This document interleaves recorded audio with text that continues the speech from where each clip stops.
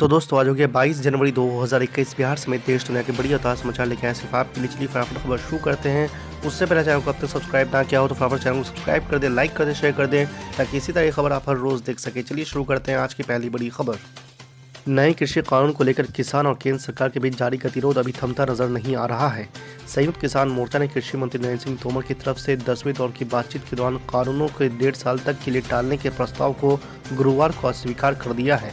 सरकार की तरफ से कहा गया था कि 1.5 साल तक के लिए कानून को स्थगित किया जा सकता है। इस दौरान किसान यूनियंस और सरकार की बात करके समाधान ढूंढ सकते हैं।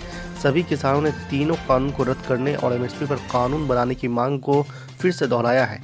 आपको बता दें, संयुक्त किसान मोर्चा की बैठक के बाद किसान नेता जोगिंदर सिंह ने कहा है कि मोर्चा द्वारा यह निर्णय लिया गया है कि सरकार के किसी भी प्रस्ताव को तब तक स्वीकार नहीं किया जाएगा जब तक कि वो कानून को रद्द नहीं करते। सरकार के साथ कल की बैठक में हम कहेंगे कि हमारी केवल एक मांग है, कानूनों को रद्द करना और एमएसपी पर कानून बनाना। इन सभी को सर्वसम्मति से तय किया गया है।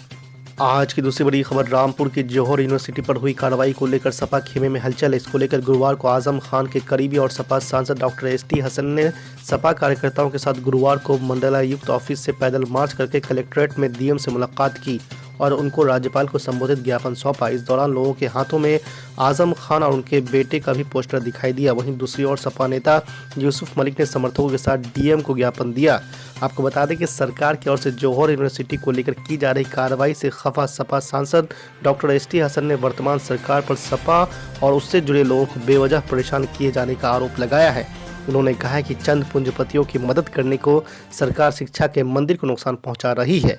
जौहर यूनिवर्सिटी को लेकर सरकार की कार्रवाई इसी का नतीजा है। आज की तीसरी बड़ी खबर, असम से लोकसभा सांसद और all India United democratic front के बदरुद्दीन अजमल ने आरोप लगाया है कि यदि भारतीय जनता पार्टी की दोबारा केंद्र में सरकार बनी तो देश भर में यह 3500 मस्जिदों को ढा देगी। आपको बता दें कि धुबरी जिले के गौरीपुर में आने वाले विधानसभा चुनाव को लेकर एक रैली में बुधवार को बदरुद्दीन अजमल ने राज्य की बीजेपी सरकार पर यह निशाना साधा है कि यदि ये फिर से जीत गई तो मुस्लिम महिलाएं बुर्का पहनकर बाहर नहीं निकल पाएंगी।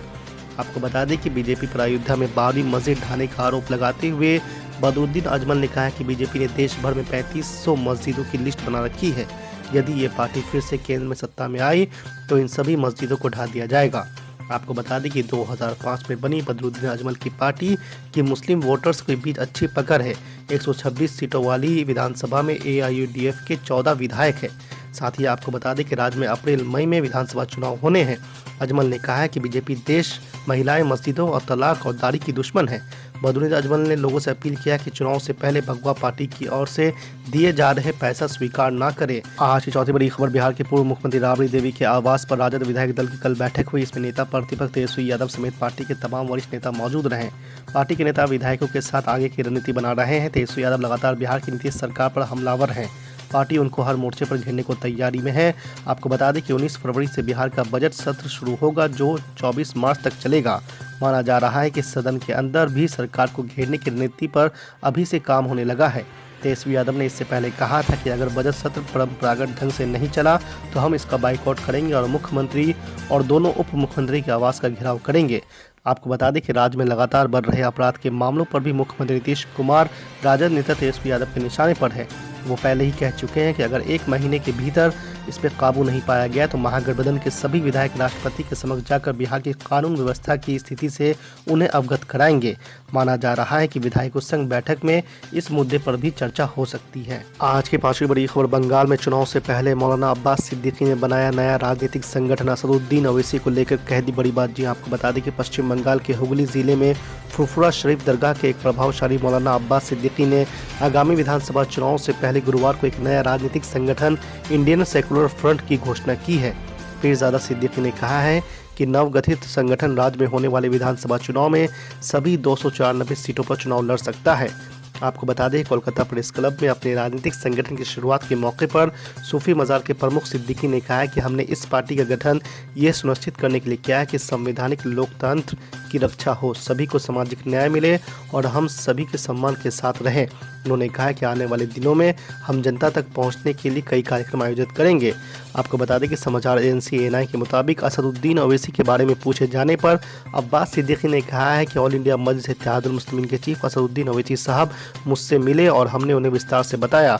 उन्होंने मुझसे कहा है कि वो साथ में खड़े हैं। ओवैसी साहब भी संविधान और देश के बारे में सोचते हैं, लेकिन लोग उनके बारे में गलत कहते हैं। आज की छठी बड़ी खबर, ऑल इंडिया मजलिस इत्तेहादुल मुस्लिमीन के बिहार प्रदेश अध्यक्ष अख्तर ईमान पहुंचे मुंबई। वहां उन्होंने क्या कुछ कहा, आइए उसे देखते हैं। एमएलए और भी जीते बिहार में, वजीर भी बने, लेकिन जो इस्तकबालिया आपने दिया है और गुजरी हुई पेशानी की, मैं भी जो इत्मीनान की लकीरें मैं देख रहा हूँ यकीनन मैं दावे के साथ कह सकता हूँ, कोई वजीर भी बनकर आता तो शायद आपको इतना इत्मीनान नहीं होता जितना मजलिस के खादिमों को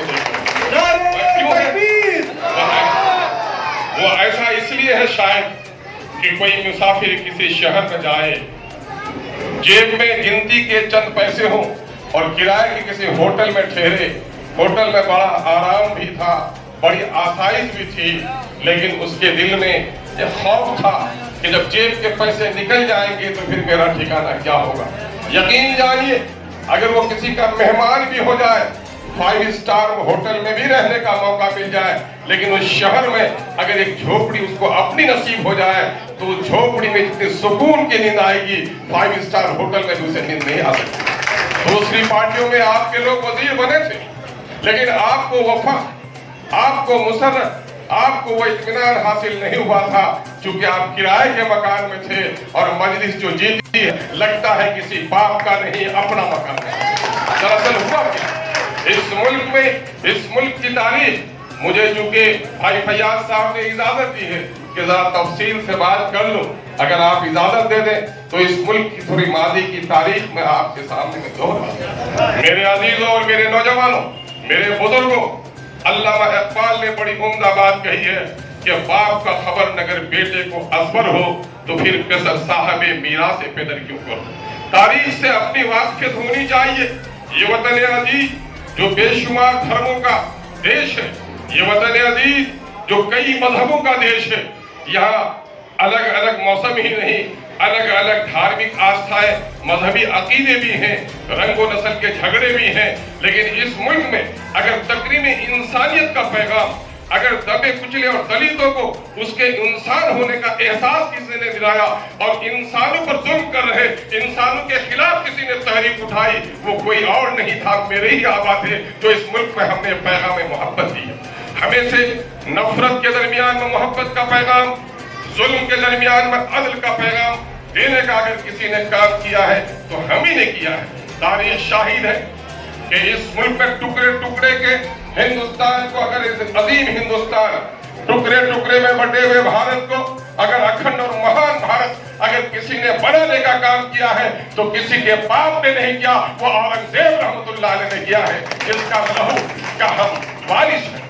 लेकिन आज इस मुल्क में हमें हिंद की नजरों से, हमें नफरत की नजरों से, हमें सौतेले नजरों से देखा जा रहा। इस मुल्क की आजादी की तारीख भी शाहिद है कि इस मुल्क की आजादी की तारीख में, तहरीक में जितना खून हमारा बहा है, जितनी गर्दनें हमारी कटी हैं, जितनी बेटियां हमारी बेवा हुई हैं, जितनी माओं की तड़पन हमारी जमीन ने बर्दाश्त की है, किसी और ने नहीं की। किसी ने अंग्रेज की मुखबरी की, किसी ने अंग्रेज के सामने घुटने टेके, किसी ने उसकी दलाली की है। अगर इस मुल्क को संवारने का काम किया है तो हमारे आबा व अजदाद ने किया है।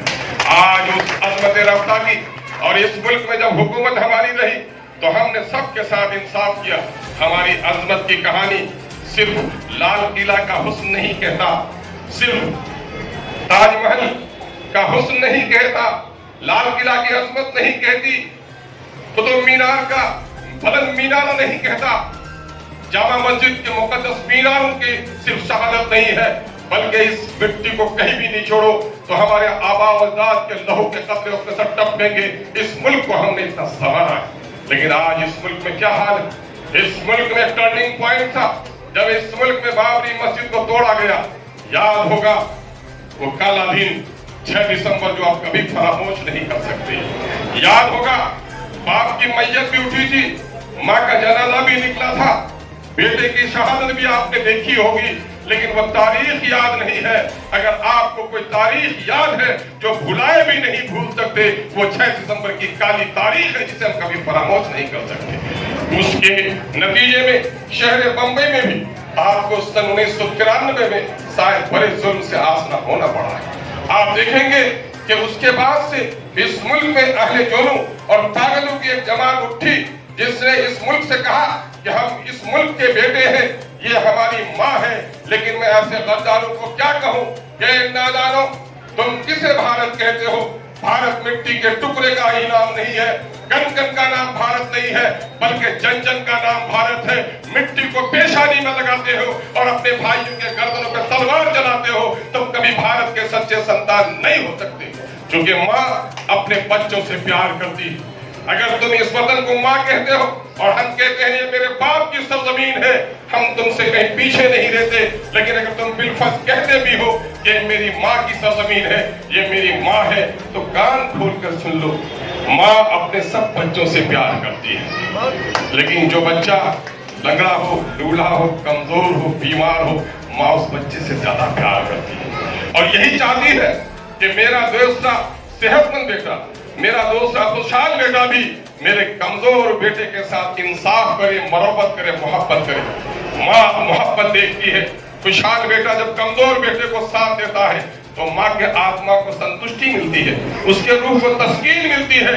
लेकिन अगर कमजोर भाई को कोई सेहतमंद भाई धक्का मारता है तो भाई को धक्के नहीं देता, माँ के कलीजे को चोट पहुंचाता है। और जो माँ के कलीजे को चोट पहुंचाता है वो माँ का कभी सच्चा संतान नहीं हो सकता।